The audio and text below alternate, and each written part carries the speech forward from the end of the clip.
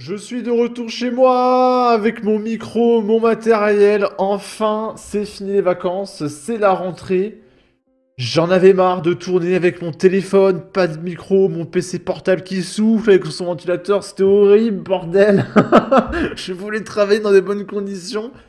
Donc enfin, c'est le retour. Là, je suis rentré dans mon appart. Il y avait pas de chauffage parce que j'ai tout éteint avant de partir en vacances. Il fait 8 degrés chez moi, ma souris est congelée. Au moins mon PC fera pas de surchauffe là, c'est garanti. Et du coup, on va parler de Sébastien Delogu. Alors, Sébastien Delogu, mais il est exceptionnel ce mec.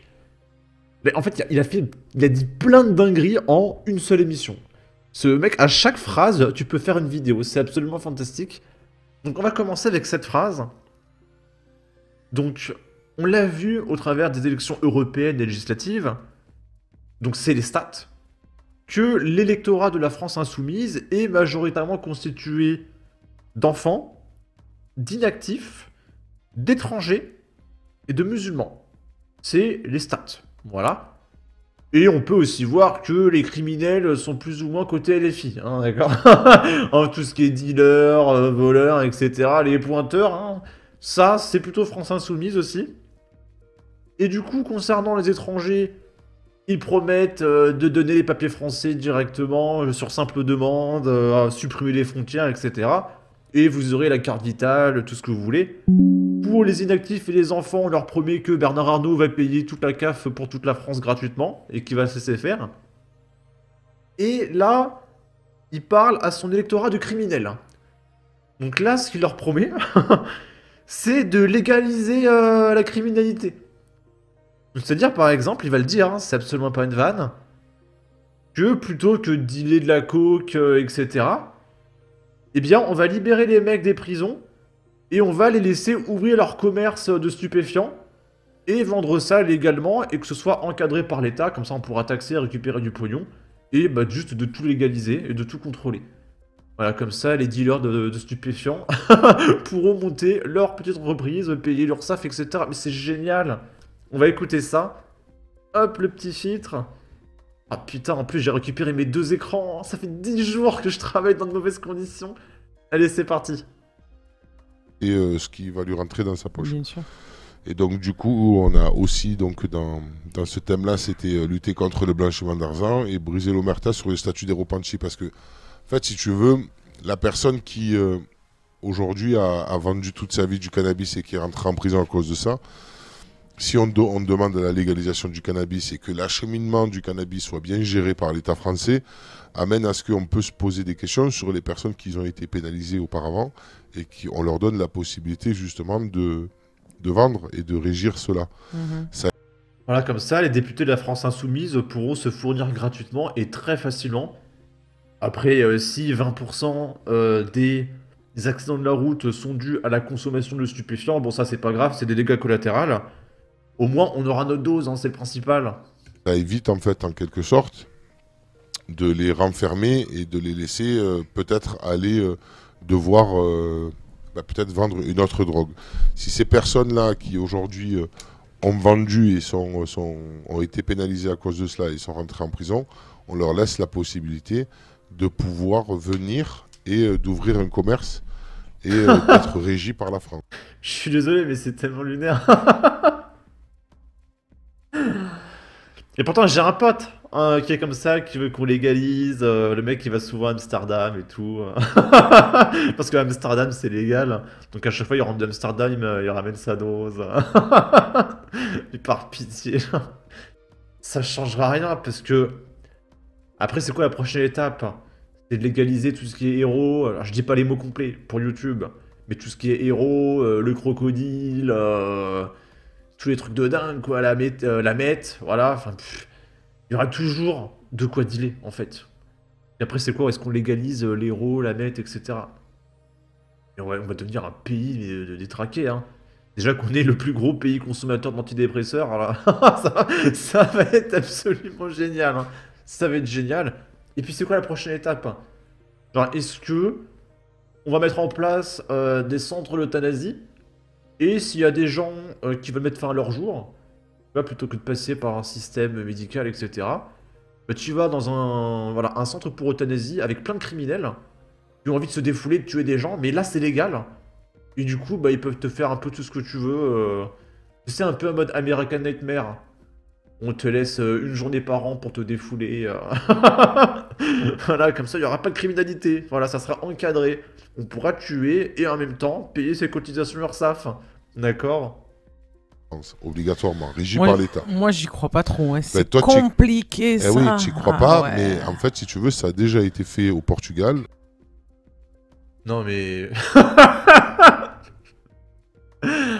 Alors, je sais pas, hein, je suis portugais. Enfin, d'origine portugaise. C'est pas un narco-état, hein, le Portugal. Hein. Je vous le dis tout de suite. Hein. Mais bon, bref. Là... Alors là, je suis un peu d'accord avec lui pour le coup. Il va critiquer Elisabeth Borne.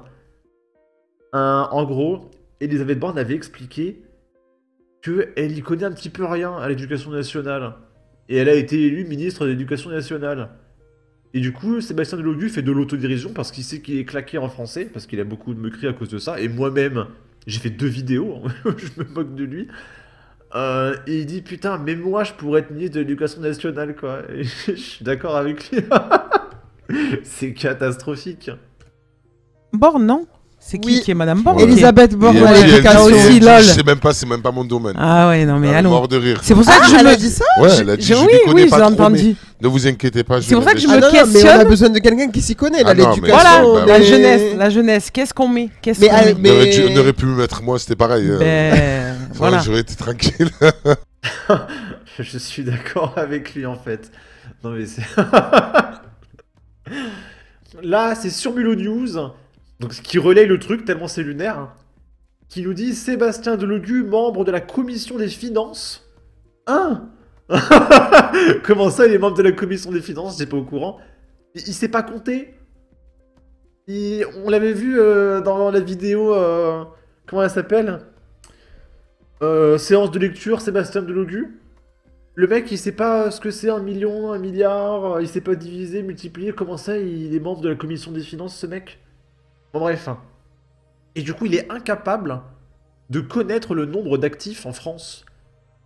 Oui, parce que de toute façon, on s'en fout. L'argent, ça tombe du ciel. Le chroniqueur lui dit juste une question, Sébastien. Il y a combien de travailleurs en France? Et il répond, je sais pas. On peut regarder en direct, j'ai pris mon ordinateur. Et là, il fait une recherche Google. Combien d'actifs en France? Ah non, ça c'est les chiffres de 2017. Bon, je vais regarder sur l'INSEE. Bon bah je sais pas. Faut que je voie avec la commission des finances. Mais c'est quoi ce mec en fait? Mais qui es-tu? Qui es-tu, Sébastien Delogu en fait? Je remets un petit filtre. Direct, À j'ai peu pris près, mon à peu près, ordinateur. ouais. Pour avoir juste Combien d'actifs? combien d'actifs qui travaillent, Je ouais, crois que et c'est, qui ouais. payent des impôts. Combien Qui d'actifs? es-tu? Hop. En 2017, 29 millions de personnes de 15 ans ou plus. 29 millions. Il n'y a même pas la moitié d'actifs dans le pays, mais comment vous voulez financer tout ça? Mais c'est lunaire. Sachant que parmi les actifs, il y a des fonctionnaires. Et les fonctionnaires, c'est payé par l'État, donc par les vrais actifs, tu vois. Il y a combien de vrais actifs productifs, en fait, si tu retires les fonctionnaires? Il y a quoi? Il y a 10 millions de Français qui payent pour 60 millions, mais c'est impossible. Genre, d'où le pays tient encore debout? Sont estimés. Ok, donc à peu près 29 millions de personnes sont actives. 29 millions. Il y a 2,8 millions de personnes au chômage. Ça, c'est en 2017. Je pense qu'il y en a un peu En moins. 2024, je pense qu'on est un peu plus maintenant.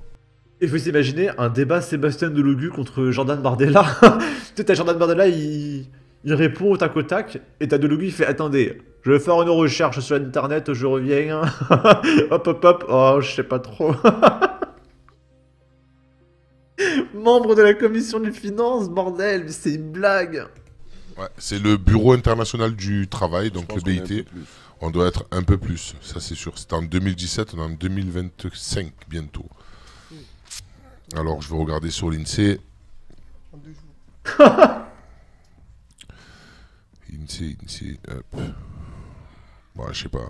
Je vais remarquer. Ça serait bien d'avoir Mais quel est ton travail? Qu'est-ce que tu fais de ta journée en fait à part faire des TikTok? Quelle connaissance as-tu? Que fais-tu de tes journées? Je sais pas, mais c'est pas possible. Un jour, ce calcul-là, faire un calcul sur combien de gens payent d'impôts par an. Ça, je combien dois il faut l'avoir rentrer, avec la commission et pour des voir si finances. ça vaut les 60 millions les 60 milliards de dépenses publiques. Non, mais c'est là où il a raison, Sébastien, en tout cas. Alors je sais pas qui c'est, le mec à gauche.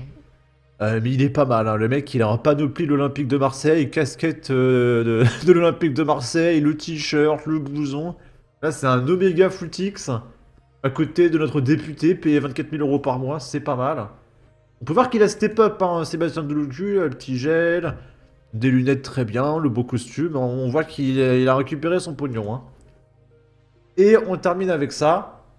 Donc il y a Europe 1, qui respecte le pluralisme, les opinions, qui a voulu inviter Sébastien Delucu sur son plateau.